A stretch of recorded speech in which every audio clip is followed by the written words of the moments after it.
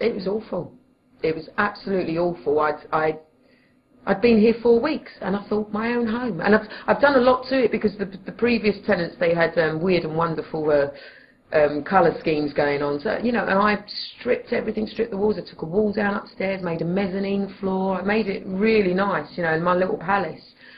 And to be told that within such a short space of time, and from that point, it's there in my subconscious. Every day I wake up, over the past 4 years, I've known that that it's all going to go. It's all going to be gone from me, but I never knew when. And it's only in the last 6 months that it's really sped.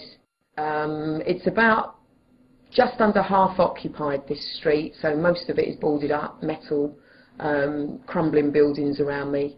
And 2 streets up from me is all being flattened, or the whole area around me is being raised. And it's pretty grim.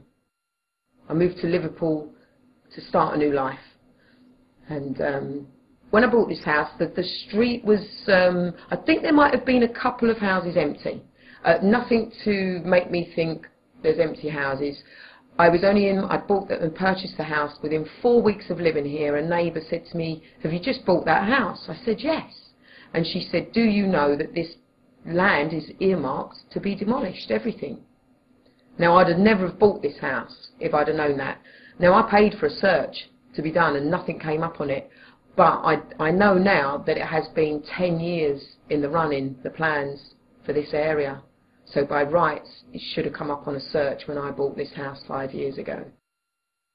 Because even in it's mainly in the last 6 months to a year, in this road particularly, I've seen the removal vans coming a few times. This Winifred Street is in what's called phase 3, and I've got paperwork there that shows phase 3.